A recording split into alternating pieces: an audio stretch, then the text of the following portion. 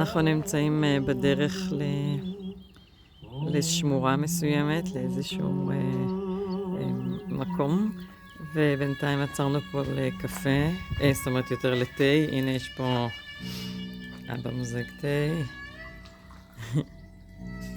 ויש פה נופים, אתם שומעים מוזיקה אותנטית, נופים, אם אתם רואים אז יש פה במרכז פרות, עלי ירוק, צלצול של ציפורים,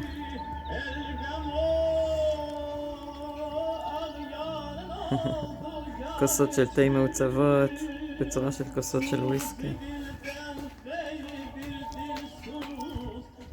חיים הטובים, מי צריך משהו יותר מתה, דשא ומוזיקה שאפשר לדון באיכות שלה. ומזג אוויר מעולה. אמנם קצת אפרפר, אבל נעים. חיכיתי פשוט עד סוף הסלסול של המוזיקה.